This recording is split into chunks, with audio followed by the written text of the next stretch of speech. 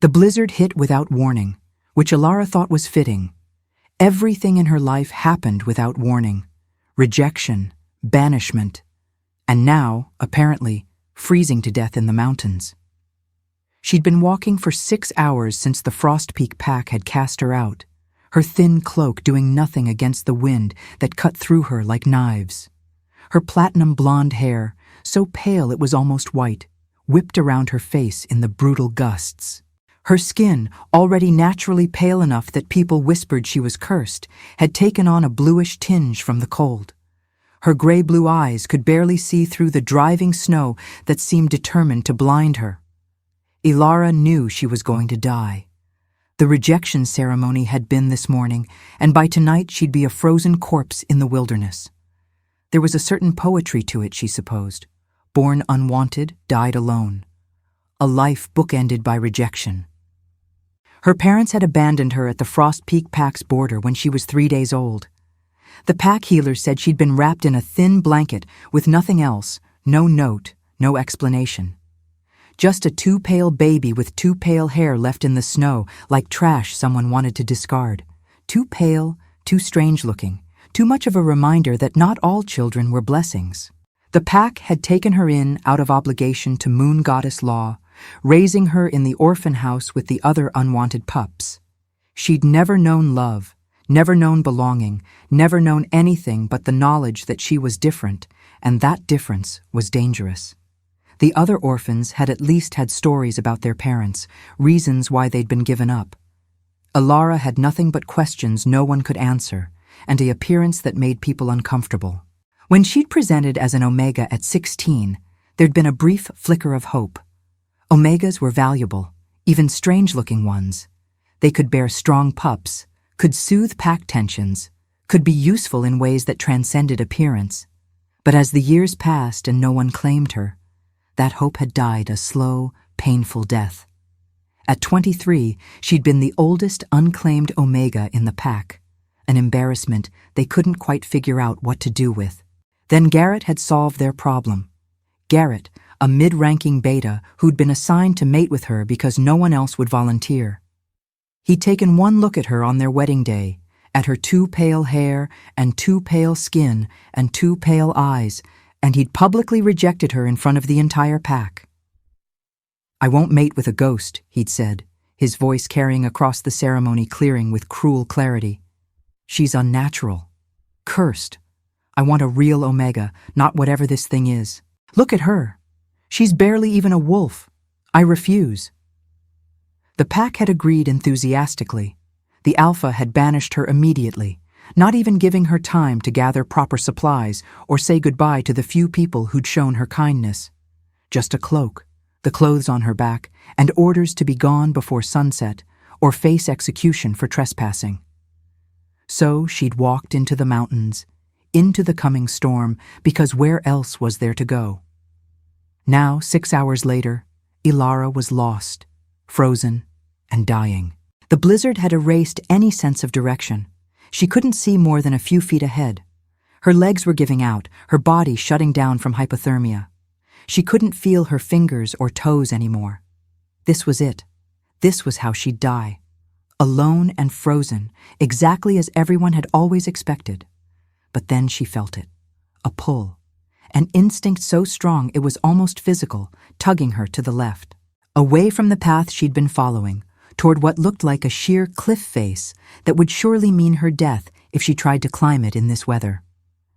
Ilara had learned to trust her instincts over her 23 years. They were the only thing that had kept her alive in a pack that didn't want her, that had warned her when Garrett was coming so she could make herself scarce, that had guided her to the safest routes through hostile territory. So despite her exhaustion, despite the seeming impossibility of it, she followed the pull with the last of her strength. And there, hidden behind an outcropping of rock that had been completely invisible from any other angle, was a cave. Relief flooded through her so intensely that she almost collapsed right there in the snow. Shelter. She'd found shelter. The Moon Goddess hadn't abandoned her completely. Ilara stumbled toward the cave entrance, already imagining the respite from the wind when she heard it, whimpering, low and pained, coming from inside the cave. Every survival instinct screamed at her to run. Injured animals were dangerous, unpredictable. Whatever was in that cave could kill her. But the whimpering came again, weak and desperate, and Alara's healer heart, the one her caretakers at the orphan house had carefully nurtured because even unwanted children needed skills that might make them useful someday, overrode her caution. She stepped into the cave and stopped dead. Wolves, 12 of them, all enormous, all with pure white fur that seemed to glow even in the dim light filtering through the cave entrance. They were arranged in a rough circle, and they were clearly in distress. Some were shivering violently despite their thick winter coats. Some had visible injuries, blood matting their pristine fur. All of them looked like they were freezing to death despite being built for northern climates. Elite guard. Alara recognized the signs immediately. These wolves were too large, too well-built, too coordinated in their positioning, even while injured, to be anything else. The way they'd arranged themselves spoke of military training, of warriors who maintained formation even in crisis. They were elite soldiers from one of the great packs, probably caught in the same blizzard that had trapped her. She should leave, should find another cave, another shelter. Elite guards served powerful alphas, and those alphas didn't look kindly on strangers interfering with their property. She'd heard stories of omegas being executed for lesser offenses, but as Alara stood there, watching them suffer, watching their labored breathing, and seeing the blood on the cave floor, she knew she couldn't walk away. "I'm going to help you," she said softly, her voice barely audible over the wind howling outside. "If you'll let me." The 12 white wolves all turned to look at her simultaneously, a coordinated movement that confirmed their elite status. Their eyes were various shades of blue and silver, pale and striking, and they were watching her with an intensity that made her want to back away. But she stood her ground, meeting their gazes steadily, waiting for them to make the first move. The largest wolf, a massive beast with ice-blue eyes and a presence that screamed alpha, made a soft, chuffing sound. It wasn't aggressive. It was almost welcoming. Permission granted. The others relaxed slightly, their defensive postures easing, and Alara took that as acceptance to enter their space. She spent the next hour carefully assessing their conditions. 3 had minor injuries from what looked like a rock slide, deep gashes and bruising that needed cleaning and binding. 2 were showing signs of severe hypothermia despite their thick coats, their breathing shallow, and their heartbeats too slow. 7 others were exhausted but relatively uninjured, though clearly pushed beyond their limits. And none of them could seem to shift back to human form, which meant whatever had happened to them had either drained their energy completely or injured them badly enough that shifting was impossible. "Okay," Alara said, thinking out loud as she always did when she was problem-solving, a habit from years of working alone. "First priority is warmth. We need a fire, but I don't have any way to start one, and I can't see anything burnable in here. Second priority is shelter from the wind. This cave goes deeper. I can feel the draft pulling from further in. Third priority is treating injuries properly, but that'll have to wait until we're all warm enough that our hands work and I can see what I'm doing." She looked at the wolves, who were still watching her with that unnerving, coordinated intensity. "I'm going to go deeper into the cave and see if there's anything we can use. Firewood, supplies, anything. Stay here and try to conserve your heat. Huddle together if you can." Alara ventured into the darkness, using the strange instinct that had led her to the cave in the first place to guide her steps. The pull was still there, tugging her deeper, promising safety if she just trusted it. She found a chamber about 50 feet in, smaller and more protected from the wind. And there, in a corner that showed signs of careful organization, was evidence of previous human habitation. A stack of old firewood, dry and ready to use. Flint and steel wrapped in oiled cloth. Some ancient supplies that had been left behind by travelers or hunters, including a few tattered blankets and a clay pot for melting snow. Relief made her want to cry. Someone had used this cave before, had left supplies for future travelers, and those supplies were going to save all their lives. Ilara gathered everything she could carry and brought it back to the wolves, who had started to huddle together for warmth in her absence, their training clearly including cold weather survival tactics. "Look what I found," she said, showing them the supplies with a smile she couldn't suppress. "We're going to make it through this, all of us." Starting the fire took 20 minutes, and nearly all her remaining strength. Her hands were so cold she could barely feel them, and the flint kept slipping. But finally, after countless attempts and a lot of quiet cursing, a small flame caught on the tinder. Ilara fed it carefully, building it up with the skill her caretakers had taught her until there was real heat radiating from it. The wolves crept closer immediately, drawn by the promise of warmth like moths to light. "Come on," Ilara urged, gently positioning them in a tighter circle around the fire. "We need to share body heat. It's the only way we'll all survive this. I know you're trained warriors, and you probably hate showing weakness, but right now survival matters more than pride."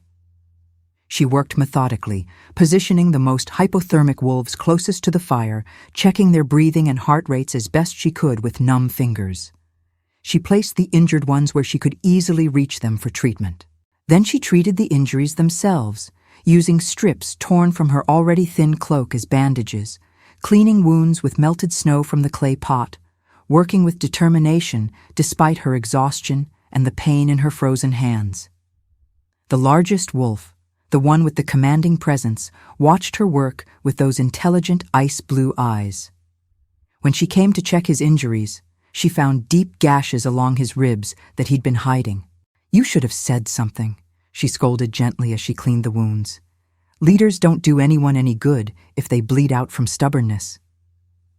The wolf made a sound that might have been sheepish, and Ilara could have sworn she saw amusement flicker in those pale eyes. By the time she was done treating everyone, it was full night, and the blizzard outside was raging harder than ever. The howling wind sounded like the screams of the damned. Ilara fed more wood to the fire, rationing their supply carefully. It would have to last all night at minimum, maybe longer if the storm didn't break by morning. She settled down among the wolves, who had rearranged themselves without any apparent communication into something that looked like a living nest, with her at the center. Their body heat combined with the fire was finally starting to drive away the deadly cold. Ilara felt herself begin to thaw, and with the thawing came bone-deep exhaustion that threatened to pull her under. But she couldn't sleep. Someone needed to keep the fire going. Someone needed to watch for signs that any of the wolves were getting worse, needed to monitor their breathing and check for fever or infection. So Ilara stayed awake, feeding the fire methodically, checking on each wolf periodically with gentle hands and singing softly to pass the time and keep herself alert. She sang the lullabies the caretakers had sung to the orphans when nightmares made them cry. She sang work songs she'd learned in the pack's kitchens where she'd worked for her keep. She sang traveling songs and healing songs and anything else she could remember from her limited experience. Her voice was soft and sweet, trained by years of singing to herself for comfort, and the wolves seemed to find it soothing. Several of them rested their massive heads on her lap or against her sides, and she stroked their fur absently as she sang, marveling at how soft it was despite the blood and dirt. "The north wind blows cold and the snow falls deep," she sang, her voice barely more than a whisper but carrying in the quiet cave. "But the fire burns bright and the pack wolves sleep. In the darkness we're safe, in the storm we're warm. Together we'll weather this frozen storm. The moon goddess watches from starlit sky and keeps her children safe and dry." The largest wolf, the one with ice-blue eyes, who she was becoming certain was the alpha of this group, watched her throughout the night. He never slept, she realized with growing concern. He was keeping vigil just like she was, protecting his pack even when he could barely move, even when his own injuries needed rest to heal. The mark of a true leader. Ilara met his gaze and smiled softly. "You're a good leader," she told him quietly, not wanting to disturb the others who'd finally managed to sleep. Your pack is lucky to have you. I hope your alpha appreciates you, whoever he is. I hope he knows what you sacrifice for his territory." The wolf's tail thumped once against the cave floor, a deliberate movement, and something that might have been amusement flickered in those intelligent eyes. There was something almost human in his expression, something that made her wonder if he understood far more than she was giving him credit for.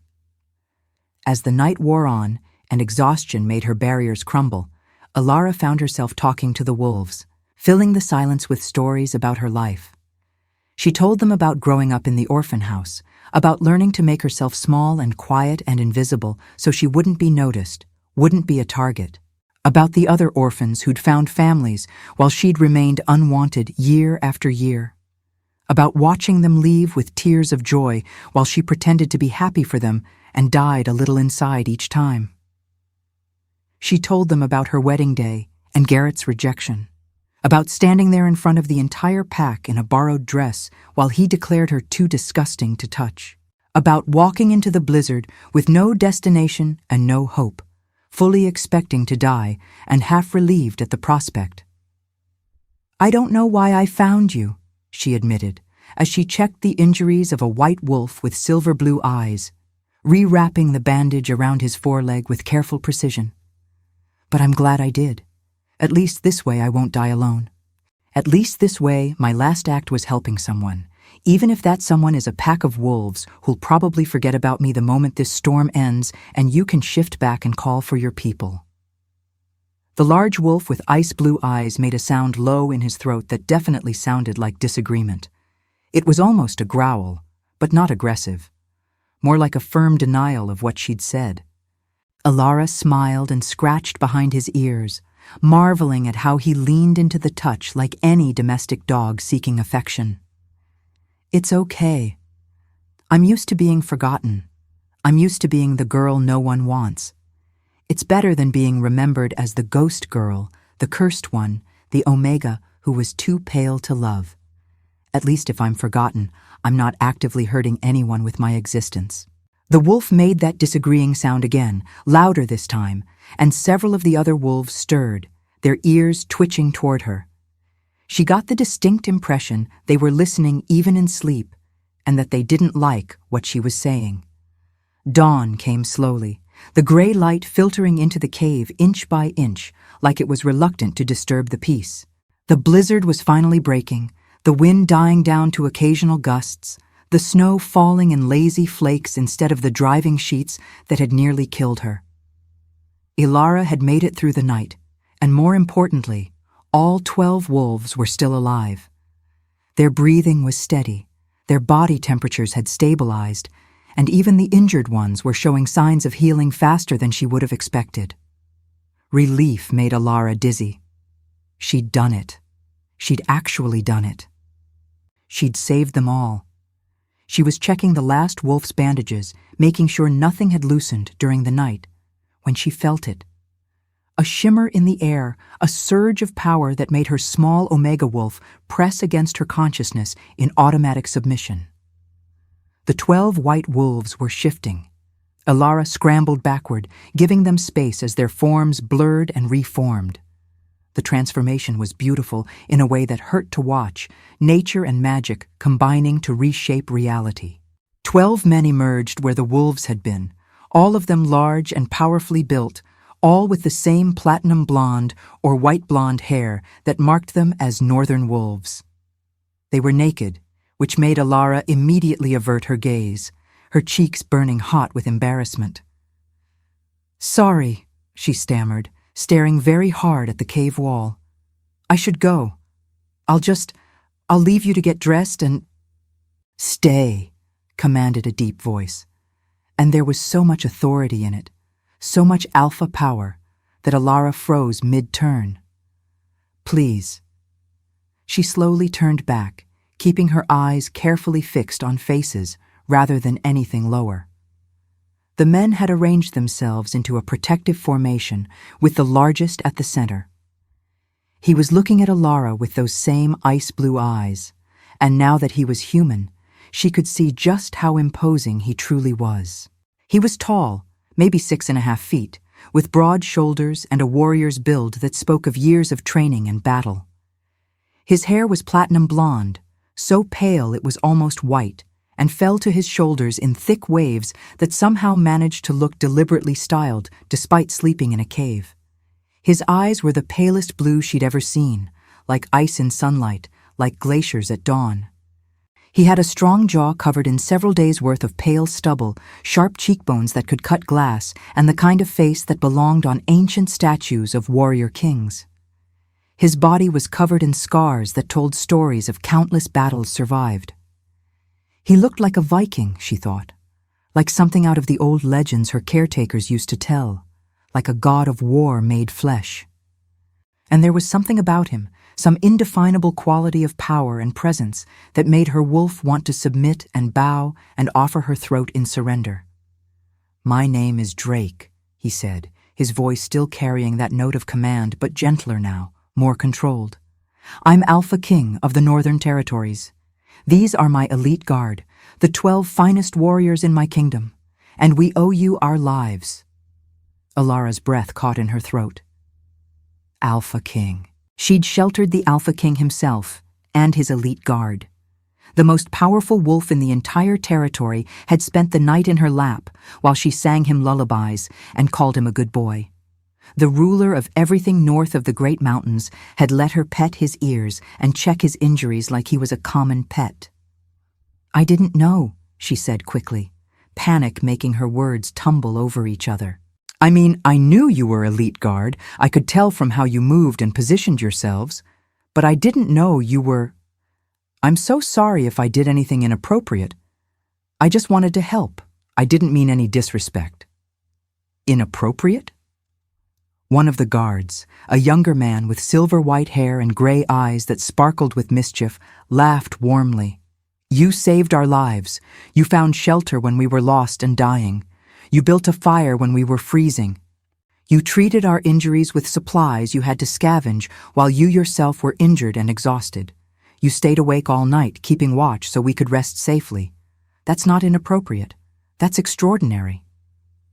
Another guard, this one with hair the color of fresh snow and eyes like chips of blue ice, nodded fervently. "Most people would have run the moment they saw us. Elite guards are intimidating even when we're healthy. You saw 12 massive injured wolves, and your first instinct was to help. That takes courage most warriors don't have." Drake was still watching her with that intense gaze, and Alara felt like he was seeing through her skin straight to her soul. "What's your name?" "Alara," she said softly. I was from Frost Peak Pack, until yesterday." "Was?" Drake's eyes narrowed dangerously, and suddenly the temperature in the cave seemed to drop. "What happened yesterday?" Alara hesitated, then decided there was no point in hiding it. He was the Alpha King. If he wanted to know, he'd find out anyway. "I was rejected. By my intended mate. He said I was too pale, too strange, cursed by the moon goddess. The Alpha banished me immediately. I was trying to find somewhere to go when the blizzard hit. I got lost, and then I felt this pull, like something was calling me, and I found the cave, found you." "They banished you for your appearance?" Another guard, this one with darker platinum hair and eyes that burned with righteous anger, sounded outraged. "That's barbaric and completely illegal under Northern law. Every pack in this territory knows that appearance-based rejection is grounds for Alpha challenge." "It doesn't matter," Alara said quietly, wrapping her arms around herself. "I have nowhere to go anyway.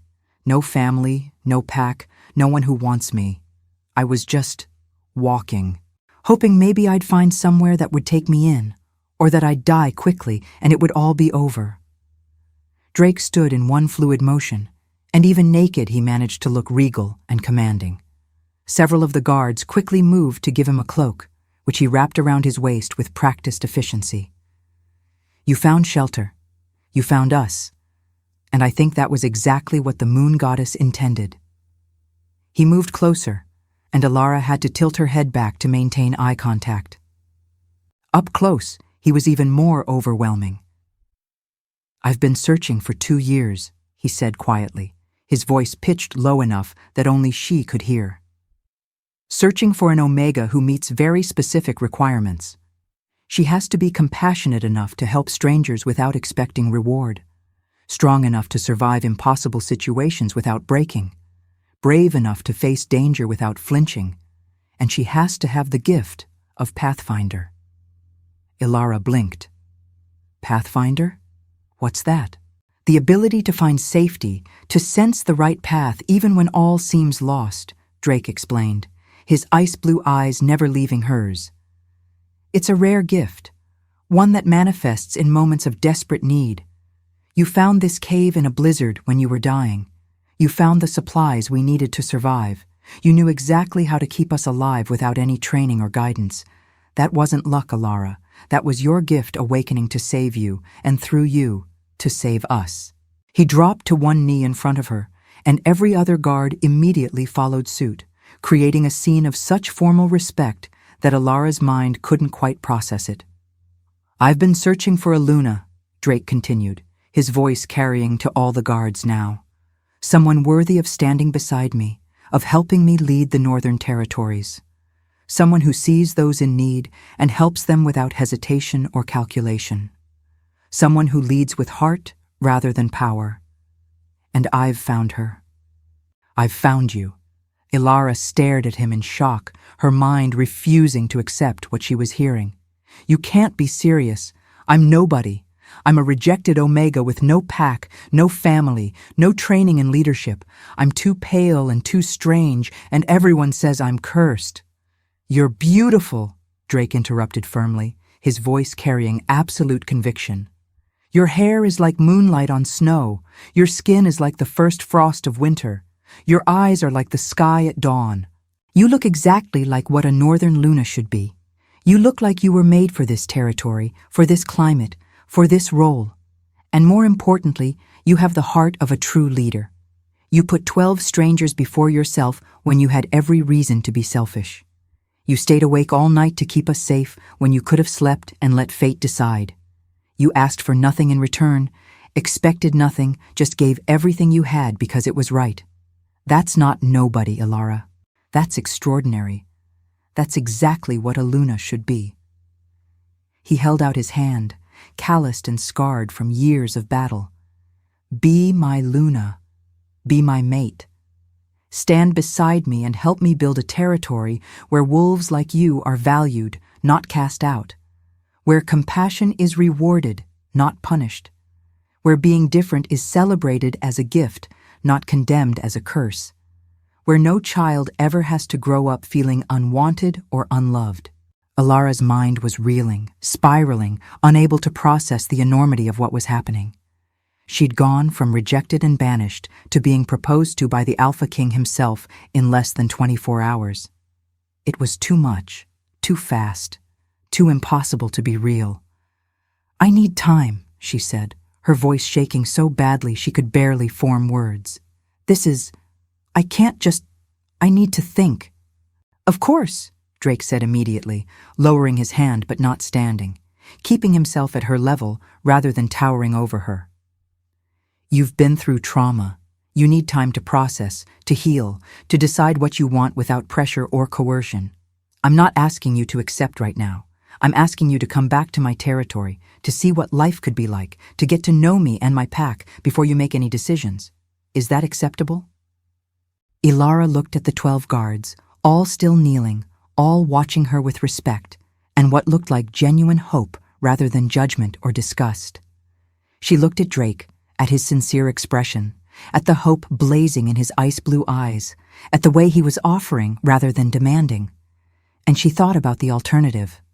Walking back into the blizzard, dying alone, having her last moments be frozen and afraid and unwanted. Okay, she said softly. I'll come with you. I'll see your territory, but I'm making no promises about being your Luna. I need to see if this is real first. Drake's face lit up with a smile that transformed him from imposing king to devastatingly handsome man. That's all I ask. Thank you, Ilara, for everything, for saving our lives, for giving me hope, for being willing to try. The journey to Drake's territory took 3 days through the mountain passes. The elite guard had supplies cached at strategic points, including clothes and provisions, which they retrieved once the storm fully passed. Ilara finally learned their names and specialties over the journey. Frost was the silver-haired guard who'd laughed earlier, the pack's master tracker. Storm, with his darker hair, handled weather prediction and route planning. Ash was their healer, a quiet man with gentle hands who checked her for injuries and frostbite with professional efficiency. River was their scout, small and fast and always ranging ahead. Stone was their strategist, always thinking 3 moves ahead. Wolf was their weapons master, carrying more blades than seemed physically possible. Hawk had the keenest eyesight and served as their lookout. Bear was their strongest fighter, massive even among the large guards. Fox was their spy and information gatherer. Raven was their diplomat. Shadow was their stealth expert. And Drake, of course, led them all. "We were on a reconnaissance mission," Frost explained on the first night as they made camp in a much more comfortable cave than the one where they'd met. He sat beside Ilara at the fire, his manner friendly and open. "Checking the southern borders for signs of rogue activity. There have been reports of rogues organizing, possibly planning raids. The blizzard caught us in a bad position, separated us from our main supply cache. We should have died out there." "Would have, absolutely, if you hadn't found us." "The Pathfinder gift," Storm added from where he was checking the weather signs. "It manifests in times of desperate need, both yours and others. You needed shelter, and we needed rescue. Your gift led you right to us at the exact moment when waiting even another hour would have meant death for some of us. That's not coincidence. That's destiny." Ilara was still processing the idea that she had a gift, that she was something more than just a cursed Omega no one wanted. She'd always thought her instincts were just survival mechanisms, developed from years of navigating a hostile pack and learning to sense danger. But according to Drake and his guards, she was a pathfinder, one of the rarest gifts the moon goddess could bestow. On the second night, as they made camp in a sheltered valley, Drake sat beside her at the fire. The guards had given them privacy, posting themselves at strategic points around the camp, but staying far enough away that conversation would be private. "Tell me about Frostpeak," he said quietly, "about what your life was like there. I want to understand." So Ilara told him everything. About growing up in the orphan house, where children no one wanted were raised communally by elderly Omegas who did their best but couldn't give individual love to 30 unwanted pups. About her caretakers, particularly old Maya, who'd taught her healing and had been the closest thing to a mother she'd ever known. About the whispers that followed her everywhere, the way people avoided touching her as if paleness were contagious or her curse might transfer. About being useful enough to keep but never valued enough to love.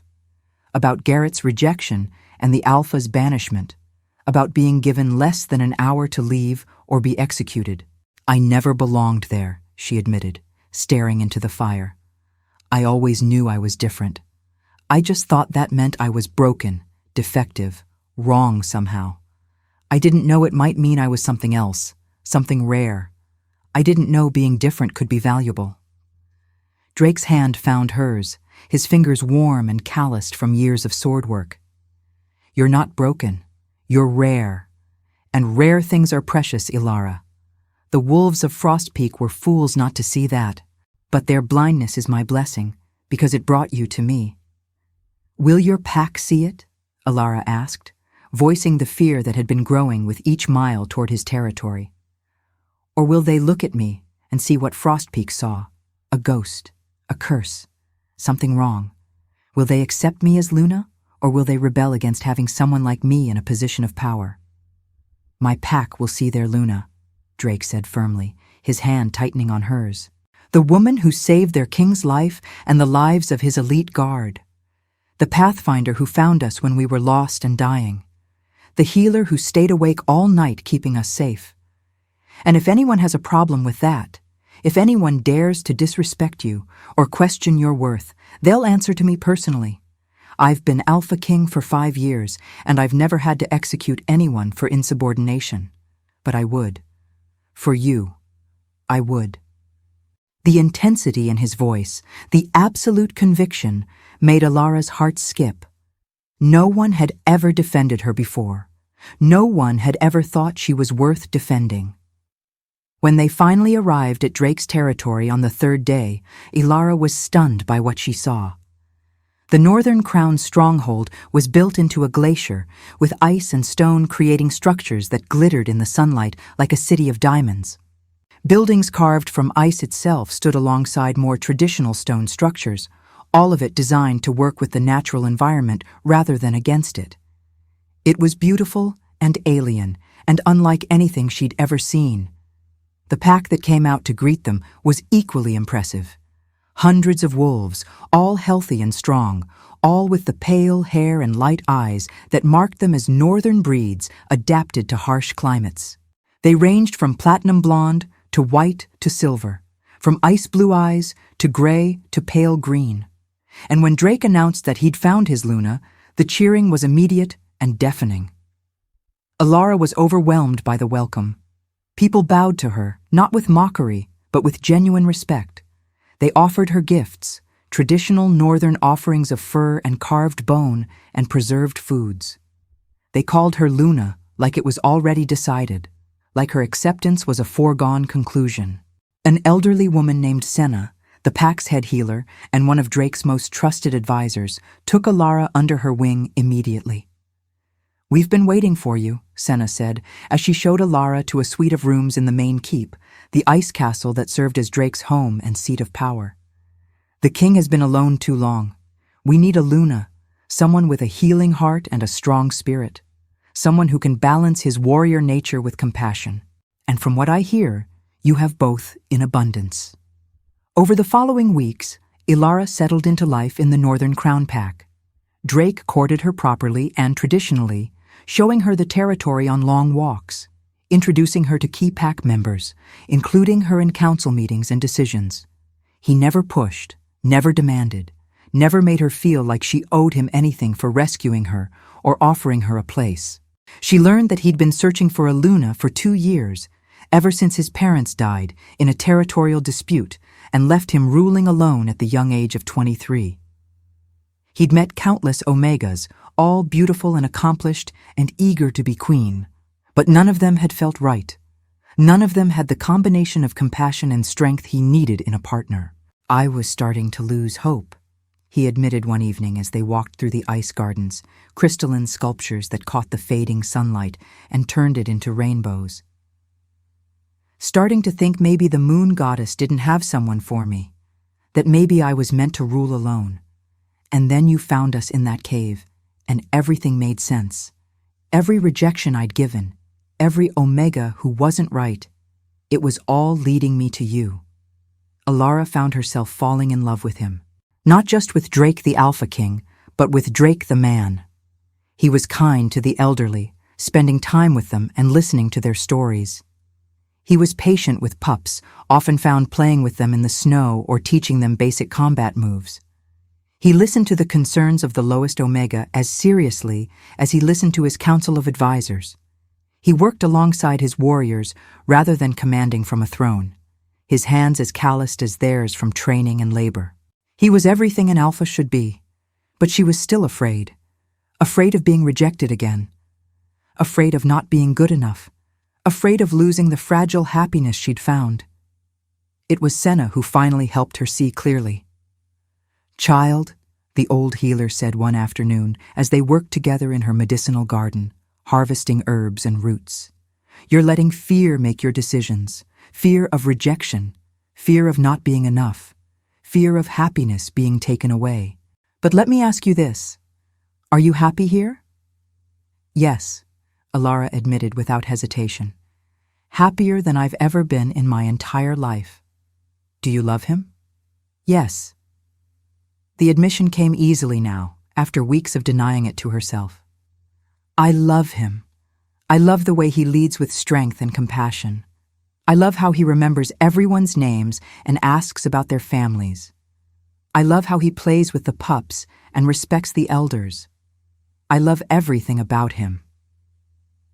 "Then what are you afraid of? That he'll suddenly decide you're not good enough? Child, that man walked through 3 days of mountain passes carrying you on his back when you were too exhausted to keep walking. He's declared you his Luna to the entire territory. He looks at you like you hung the moon and stars. He's building you a garden like you described from your childhood dreams. What more proof do you need that you're wanted?" Alara realized Senna was right. She'd been so focused on her past rejections, so trapped in old patterns of fear, that she couldn't see the acceptance right in front of her. Drake had chosen her. His pack had welcomed her. She had a home, a family, and a man who loved her exactly as she was. That night, Alara went to Drake's chambers, her heart pounding with nervous excitement. He answered her knock immediately, concern flickering across his handsome face. "Alara? Is something wrong? Are you all right?" "No," she said, unable to stop the smile spreading across her face. "Nothing's wrong. Everything's right. For the first time in my life, everything's right. And I have an answer for you." Drake's breath caught, hope and fear warring in his ice-blue eyes. "And?" "Yes," Alara said simply, feeling the rightness of it settle into her bones. "I'll be your Luna, your mate, your partner. I'll stand beside you and help you lead this pack. Because I love you, Drake. I love you and this place and these people, and I want to spend the rest of my life here, with you, building something beautiful." Drake pulled her into his arms and kissed her, deep and passionate and full of promise. When they finally broke apart, both breathing hard, he rested his forehead against hers. "I love you too," he said roughly, his voice thick with emotion. "From that first moment in the cave, when you didn't hesitate to help 12 strange wolves, when you stayed awake all night to keep us safe, when you sang to us like we were precious, when you gave everything you had without asking anything in return. I've loved you from the very beginning." The mating ceremony was held under the full moon 2 weeks later, with the entire Northern Crown pack in attendance.